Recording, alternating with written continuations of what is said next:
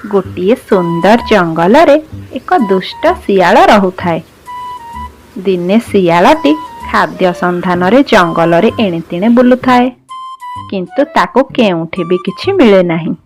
ए बाबा रे, पेटरे मूषा दौड़िलाणी। लागुची एमिति खाद्य खोजी खोजी बधे मु मरी जीवी। आज काहा मुह चाही उठिथिली केजाणी, गोटे भी शिकार मिलुनी। एमिति कही शियालटी पुणी जंगल भितर को जाए। एमिति जाऊ जाऊ से हठात शिकार पाई जाए। शिकार पाई शियालटी खुशी रे आत्महरा होई जाए। एई तो केते गुड़ा कुकुड़ा छुआ, शेषरे मु शिकार पाई ही गली। जाउछि पेट भरी आज खाइबी। दुष्ट शियालटी कुकुड़ा छुआंक पाखकु जाई गोटे गोटे करी तांको खाइबा आरंभ करि दिए। किछि कुकुड़ा छुआ डरी जाई एणे तेणे दौड़िबाकु लागंती, किंतु सेही दुष्ट शियाल तांको गोड़ेई गोड़ेई खाई दिए।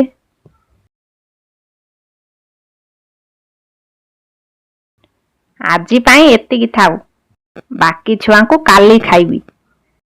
पेट पूरा खाई सारी शियालटी सेठारु चली जाए।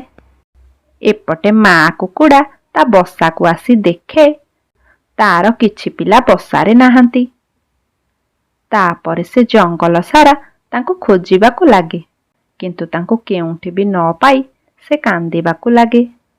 हे प्रभु, मो पिला माने कुआडे गले? किए नहीं गला तांको? मु एबे कौन करिबी? मो पिला मानकु कोउठी खोजिबी? मु आ मो पिलांकु छाड़ी कुआडे जिबिनी। तांकु एथर मु जगिबी, देखिबी तांकु किए नहीं जाउछि। एहा कही माँ कुकुड़ा ता पिला मानक पाखकु फेरी जाए। परदिन सकाळे सेही दुष्ट शियाल पुणी कुकुड़ा छुआ को खाइबाकु आसे, किंतु से देखे माँ कुकुड़ा ता पिलांकु जगी बसिछि। सर्पनाश! माँ कुकुड़ा तो आज ता पिलांकु छाड़ी कुआडे जाइनी। एबे तांकु मु केमिति खाइबी? आजी खाली पेटरे लागुछि रहिबाकु पड़िबो। नाई नाई, किछि गोटे उपाय तो निश्चय बाहर करिबाकु पड़िबो।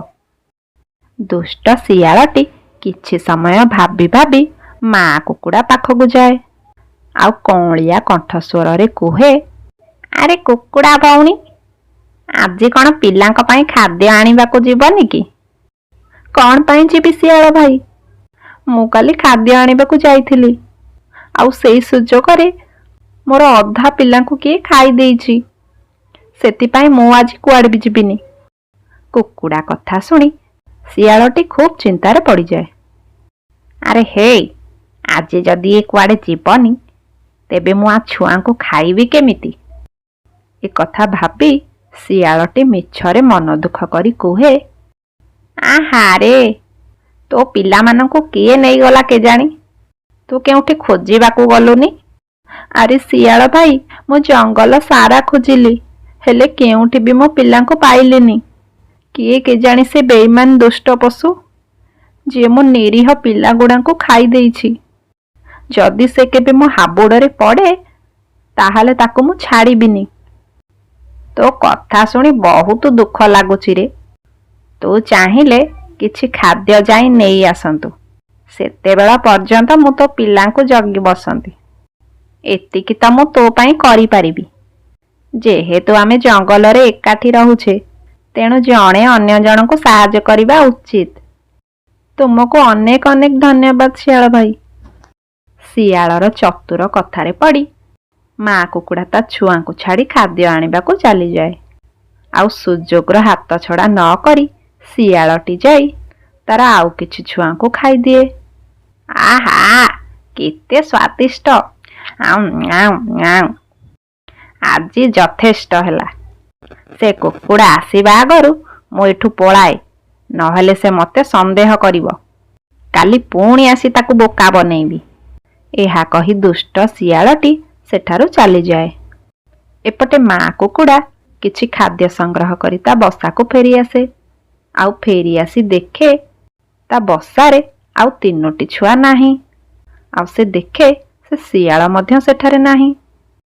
से मन दुखरे भाबे, ए मु कौन कली? से दुष्ट शियाल को विश्वास करी मो पिला मानकु छाड़ी की गली। ହେଲେ ସେ ମତେ ଧୋକା ଦେଲା। ମୋ ପିଲାଙ୍କୁ ଖାଇ ସେ ବହୁତ ବଡ଼ ଭୁଲ କରିଛି। ମୁଁ ତାକୁ ଜମା ବି ଛାଡ଼ିବିନି। ତାକୁ ମୁଁ ଉଚିତ ଶିକ୍ଷା ଦେବି।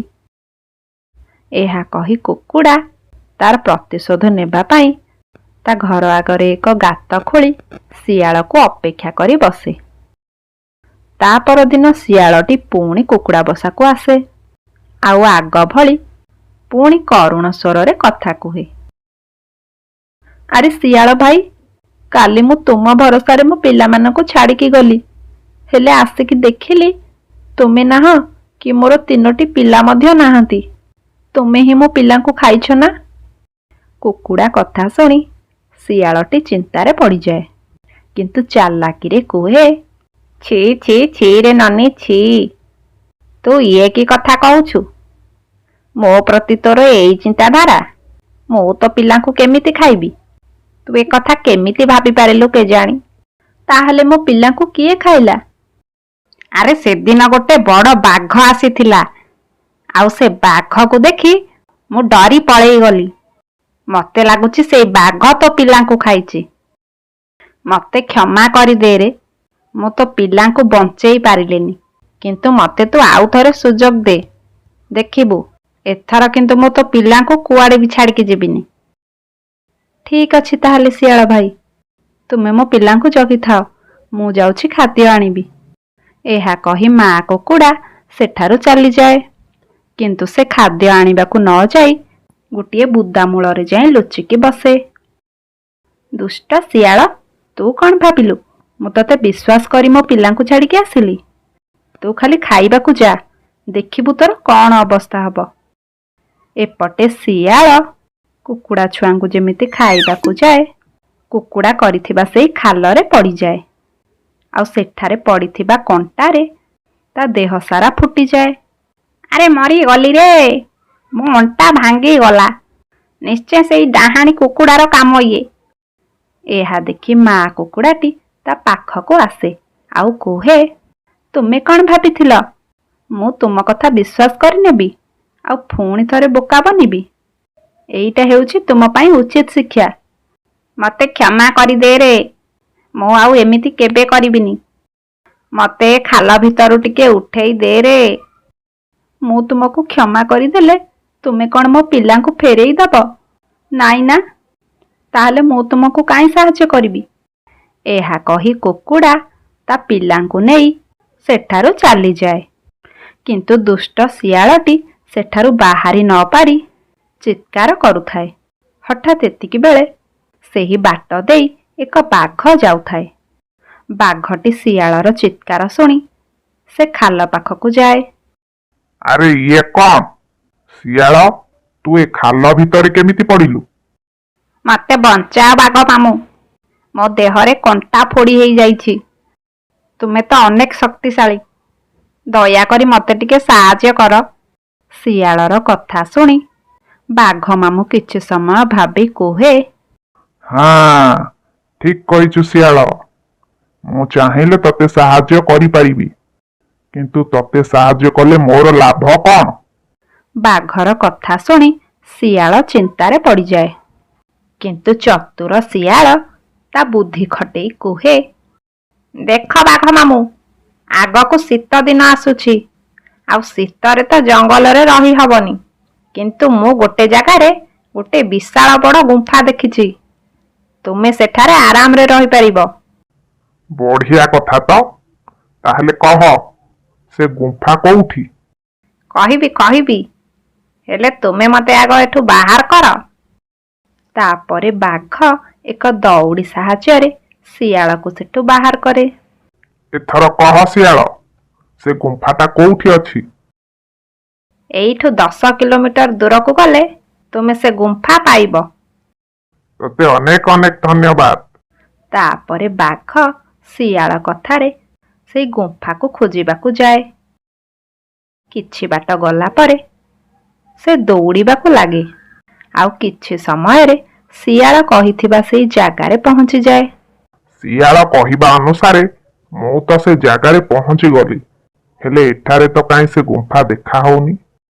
ଶିଆଳ ଆଉ ମତେ ମିଛ କଥା କହି ବୋକା ବନେଇ ଦେଇନି ତ? ଏହା ଭାବି ବାଘଟି ପ୍ରବଳ ରାଗିଯାଏ। ଶିଆଳ, ତୁ ଯଦି ଏବେ ମୋ ହାବୁଡରେ ପଡିବୁ ତାହେଲେ ମୁଁ ତତେ ଛାଡ଼ିବିନି। ଏପଟେ ଶିଆଳଟି ବାଘ କଥା ଭାବି ଭାବି ଯାଉଥାଏ। ବିଚରା ବାଘ, ଏତେ ଦିନେ ମୋ ବୁଦ୍ଧିର ପରିଚୟ ପାଇଯାଇଛି। ବାଟ ଚାଲି ଚାଲି ହାଲତ ଖରାପ ହୋଇଯାଇଥିବ।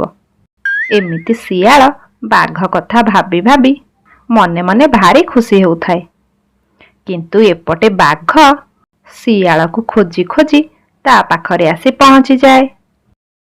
ଏଇ ତ ଚାଲାକ ଶିଆଳ, ରହ ତତେ ଏମିତି ମଜା ଚଖେଇବି 7 ଜନ୍ମ ଯାଏ ମୋ ନାଁ ମନେ ରଖିବୁ। ଏହା କହି ବାଘ ଶିଆଳ ପଛକୁ ଯାଇ ତା ଲାଞ୍ଜକୁ କାମୁଡ଼ି ଧରେ। ଆ ଆ ବାବାରେ, ମୁଁ ମରିଗଲି ରେ। ତାପରେ ଶିଆଳଟି ସେଠାରୁ ଦୌଡ଼ି ପଳାଏ। କିନ୍ତୁ ତା ଲାଞ୍ଜ ବାଘ ପାଟିରେ ରହିଯାଏ।